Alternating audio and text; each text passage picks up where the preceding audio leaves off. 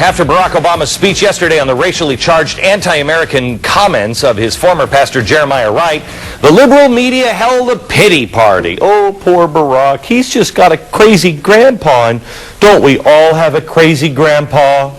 No. Here's the point tonight.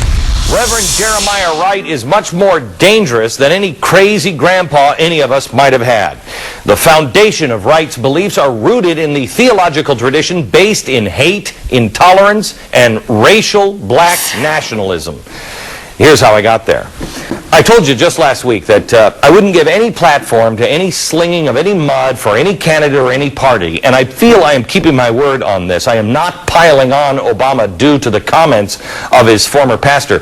What I'm doing, and what I think is important that we all do, is shine a light on Barack's past. We don't know really who this guy is. We have to kind of piece it together, not only by what he says in the present, but what he has done in the past. Who is Barack Obama? Who has built his foundation? So what did Barack do in the last 20 years? Well, he's, one thing, sat in one of the pews of the Trinity United Church of Christ and listened to Reverend Jeremiah Wright's sermons. He says he counts Wright as a member of his family and his senior spiritual advisor. Okay, if that's true, then I think it's fair that we find out who Wright is and what he believes. In the talking points page of the Trinity Church's website, Reverend Wright, in his own words, states that the foundation of his beliefs are in systemized black liberation theology and praises James Cone's book, Black Power and Black Theology.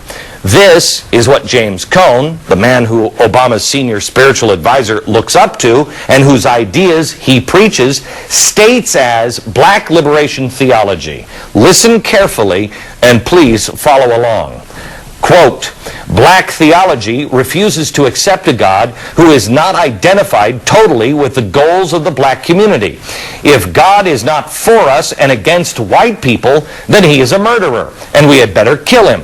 The task of black theology is to kill gods who do not belong to the black community. Black theology will accept only the love of God, which participates in the destruction of the white enemy. What we need is the divine love as expressed in black power, which is the power of black people to destroy their oppressors here and now by any means at their disposal. Unless God is participating in this holy activity, we must reject his love. Wow, America, here is what you need to know tonight. The man who wrote those words contributed to the foundation of Reverend Jeremiah Wright's ministry. Barack Obama has been fed a steady diet of those teaching for 20 years. He sat in the pew every Sunday, soaking it in. He never denounced or rejected the Reverend's beliefs until it was politically advantageous. So, do we believe 20 years of evidence or a 20-minute speech? Forget about me. I want to ask you the question. Is this the kind of man that you want to have access to the most powerful man on earth? Ken Blackwell is a senior fellow for family empowerment at the Family Research Council, and Ramesh Panuru is the Time columnist and senior editor for the National Review. Ramesh, let me start with you. Newsweek called a couple of dozen prominent African-American pastors and asked them how out of step is Jeremiah Wright with what they see coming across the country. What did they find? Well, they found that not one of their experts was willing to say that the Reverend Wright had crossed any kind of significant line. They were saying that this sort of stuff is firmly within the mainstream of the churches that they're talking about. Okay, not that all churches are like this, but that a lot were. Okay, here's what I don't understand, Ramesh, is I'm reading the editorials. I read 4 papers today. You can't find an editorial in a mainstream paper today that says anything but that Barack Obama was brave, etc., etc. This is poison. This would destroy anybody else's career. How is this just being dismissed?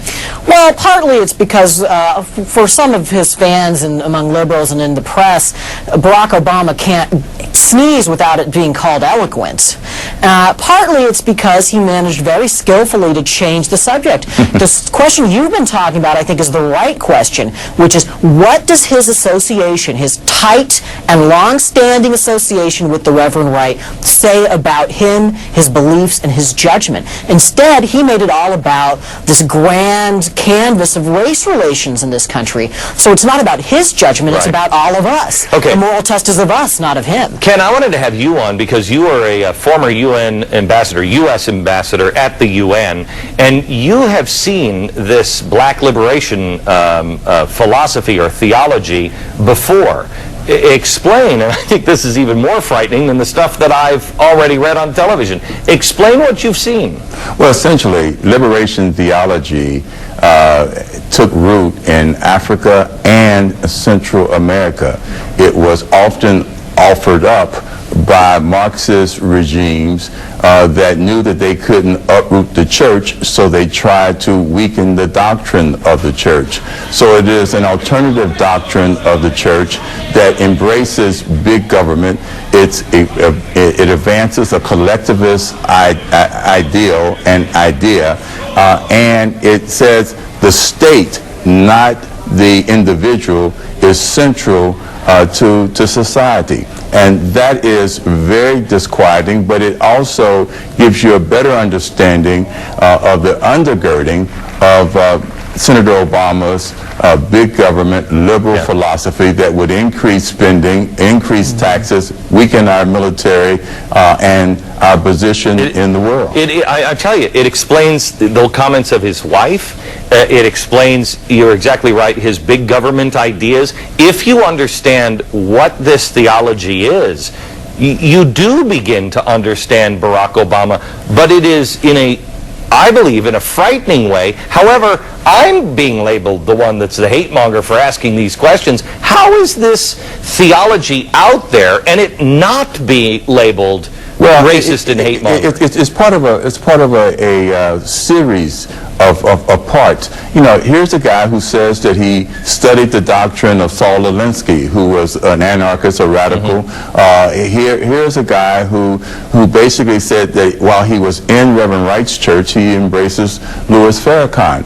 The fact is that nobody has elevated this beyond his race.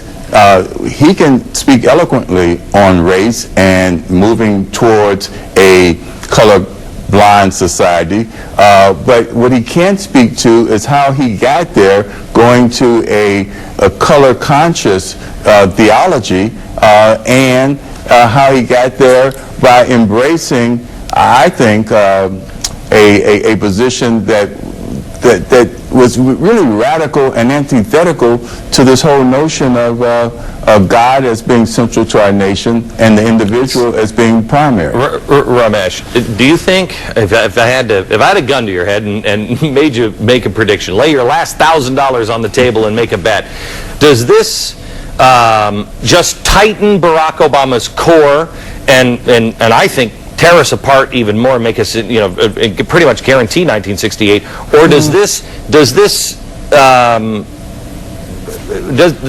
he get away with it? Does it mean anything to anybody in the end? I think Obama, we've heard a lot of people say, oh, he threaded the needle, and that's true except for one factor. He may be getting through the primaries this way, but unfortunately there's also a general election, and I'm not sure that this kind of double talk where he sort of says he's not excusing the Reverend Wright in his anti-American comments and then gives 7 paragraphs of excuses for it is going to work with the general electorate. Gosh, I think liberals are fooling themselves. I have to tell you, I have more respect for Democrats in this. I don't think Democrats are in line with Reverend Wright.